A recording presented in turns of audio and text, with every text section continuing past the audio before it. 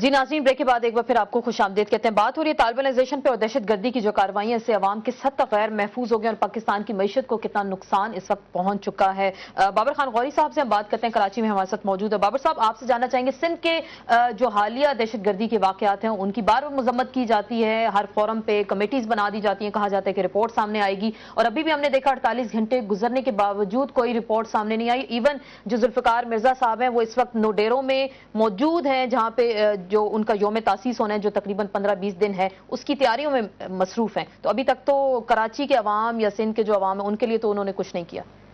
اسما دیکھیں، یہ اس وقت کیونکہ ہم ایک دوسرے پر الزام تراشیاں کریں تو میں سمجھتا ہوں اس سے فائدہ جو ہے ہمارے دشمنوں کو ہی ہوگا۔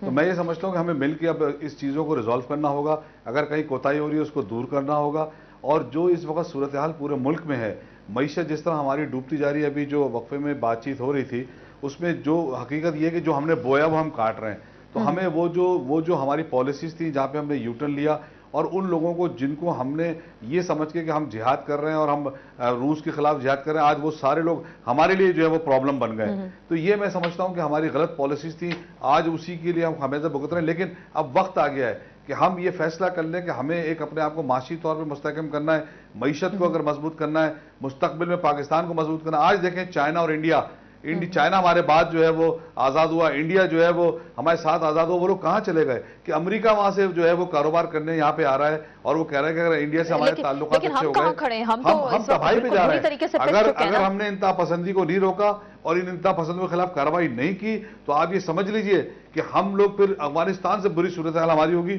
جس طرح مختلف وار لارڈز ہوں گے مختلف علاقوں میں، اور یہ تباہی کی صورتحال ہوگی۔ تو اب وقت ہے، میں سمجھتا ہوں الارمنگ سچویشن ہے، ہم سب کو ایک ہونا ہے، چاہے بریلوی ہو، دیوبندی ہو، سنی ہو، شیعہ ہو، کسی کی کوئی بھی ذات ہو، اہل حدیث ہو، ہم سب ایک ہیں، اور ہمیں ایک اللہ کو مانتے ہیں، ایک رسول کو مانتے ہیں۔ ہم اس انتہا پسندی کے خلاف ایک ہو جائیں اور انشاءاللہ تعالی ہم دشمن کو پھر ناکام بنائیں گے، ورنہ میں سمجھتا ہوں کہ ہمارے لیے بڑی صورتحال خراب ہوگی۔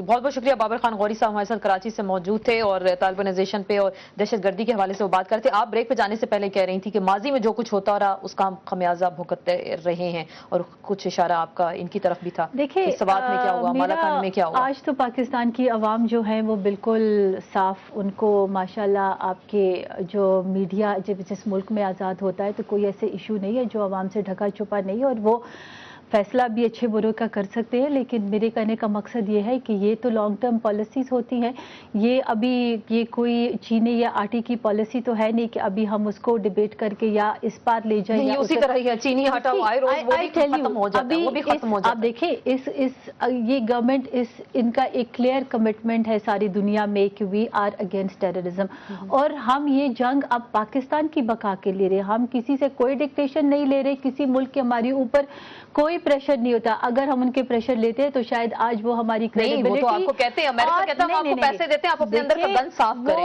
ہم آپ کو پیسے دیتے ہیں اس چیز کے۔ ہم امریکہ کے کوئی غلام نہیں ہے، اگر ماضی میں کوئی ہو اس کا ہمیں نہیں پتا، ابھی کیا ہے؟ اگر ہم ان کی غلامی کرتے تو وہ آج ہماری حکومت کی کریڈیبلٹی کے ایشوز نہ اچھالتے ویسٹ میں۔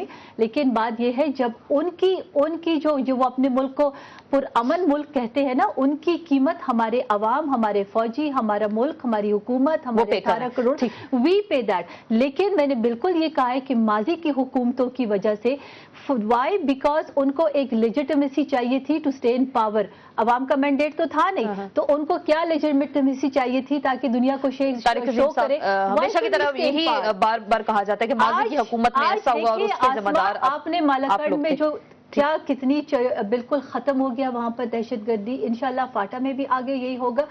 ایشوز ہے، بالکل ہے، لیکن یہ ایک دن میں یا 2 دن میں ختم نہیں ہو۔ کیوں طارق عظیم صاحب، یہ ماضی کا پھیلایا ہوا گند ہے، میں ان سے پوچھ لوں نا، بالکل ان سے پوچھتی ہوں، ماضی کا پھیلایا ہوا گند ہے جو ابھی تک صاف نہیں ہو پا رہا، اس کے اثرات ابھی تک موجود ہیں۔ اس منترا سے ہمیں باہر نکلنا ہوگا۔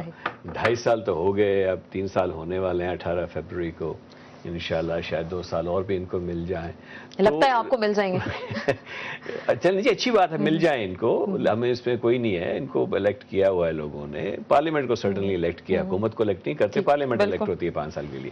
بہرحال ان کو مل بھی جائیں تو یہ کہنا بند کر دیں، اب بہت عرصہ ہو گیا، کتنا عرصہ یہ کہتے رہیں گے۔ دیکھیں میں ایک مثال آپ کو دیتا ہوں، جب ابھی پریزیڈنٹ اوباما نے ٹیک اوور کیا تو شاید اتنے زیادہ مشکل حالات امریکہ میں کبھی نہیں تھے ان کی معیشت کے جتنے جب انہوں نے take over total melt down تھا اکانومی کا ورلڈ وائڈ. اس نے آج تک کبھی نام نہیں لیا کہ یہ مجھے جو ہے وہ راست میں بش چھوڑ کے گیا. حالانکہ مڈ ٹرم کے میں بھی اوباما کا گراف کہاں سے کہاں گیا؟ اکنامک کرنچ وہ تو آپ کا اس لیے آیا ہے نا. گردی. اگر اوباما کا گراف کہاں سے کہاں آ گیا اور اوباما کی گورنمنٹ کا اور اب مڈ ٹرم ان کے الیکشن میں دیکھیں تو پاکستان میں یہی عرض کر رہا تھا آپ سے کہ دیکھیں اس میں وہ چھوڑیں گے کہ دیکھیں سب سے بری حکومت ہوگی پچھلی حکومت مان بھی لیا جائے تو اس کو ٹھیک کس نے کرنا ہے؟ کیا دوبارہ مشرف صاحب کو لے آئیں آپ کو وہ آ کے ٹھیک کریں گے اس کو؟ وہ تو کہتے ہیں میں ٹھیک کر سکتا ہوں. میں یہ کہہ رہا ہوں کیا کریں گے آپ؟ جو حکومت وقت ہوتی ہے اسی کو کام کرنا ہوتا ہے, اسی کو ٹھیک کرنا ہوتا ہے. ہر وقت عوام کو یہ بتاتے رہنا ہے کہ مہنگائی 300 گنا زیادہ ہو گئی ہے اس لیے کہ جی مشرف چھوڑ کے چلے گئے لندن بیٹھے ہوئے ہیں, اس لیے جی لا اینڈ آرڈر خراب ہو گیا جی مشرف چلا گیا. یہ باتیں ٹھیک نہیں ہیں. اب آپ کے ہاتھ میں ہے سب چیزیں, آپ اس کو ٹھیک کیجئے. اگر ٹھیک نہیں کر سکتی تو کسی اور کو چانس دیجئے. دیکھیں جمہوریت کہیں نہیں جا رہی. اگر حکومتیں چینج بھی ہو جاتی ہیں, نئے چہرے بھی آ جائیں گے, اپنے اندر سے لے آئیں. آپ تو ایک وزیر کو فارغ نہیں کر سکتی جس کو جو کام نہیں کر رہا یا کام نہیں کر سکتا. ایک سال پہلے ہم نے سنا تھا گیلانی صاحب نے کہا تھا کیبنٹ کا سائز ہم کم کریں گے, 18th امینڈمنٹ میں بھی لکھا گیا, لیکن ابھی تک ایسا کچھ نہیں ہوا. تو آپ کی گورنمنٹ ڈاؤن سائزنگ ہو رہی ہے اور یہ لاسٹ دسمبر میں بھی ہم نے سنا تھا کہ عید قربان سے پہلے بہت کچھ قربان ہو جائے گا. مجبوراً اس لیے ہو رہی ہے کہ وہ کچھ ترمیم ہم ہی لائی ہے اور according to the 18th amendment لے کے آئے ساری کے ساری باتیں مل کے لائے پاکستان پیپلز پارٹی گورنمنٹ. آپ 10 سال رہے ہیں, آپ لے آتے, آپ انیشیٹ کر لیتے, آپ NFC کو انیشیٹ کر جاتے, آپ اور ایشوز کو کر جاتے نا. یہ تو اتنے آسان نہیں ہوتی, یہ تو کہنے کے لیے بڑی باتیں ہوتی ہیں لیکن ڈیموکریٹک پاور نہیں لاتی.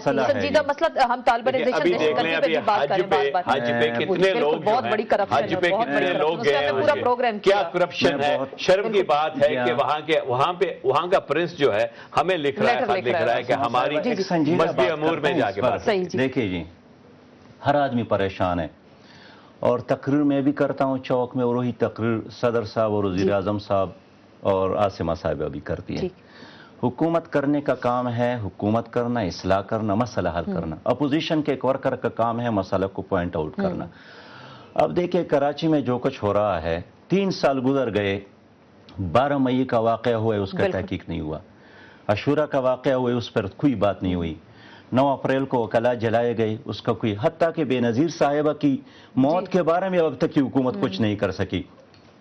اب صوبائی اسمبلی کے فلور پر ذوالفقار مرزا صاحب نے کہا ہے, اور یہ کیسے الزام نہیں ہے, ابھی آپ وہ کیسٹ چلائے, وہ دہشت گردوں کو ان کا الٹا لکھا دوں کہ میں کر لوں گا لیکن میری سیاسی مجبوری ہے. گیلانی صاحب نے بھی کہا ہے کہ کراچی میں ہماری کچھ مجبوری ہے.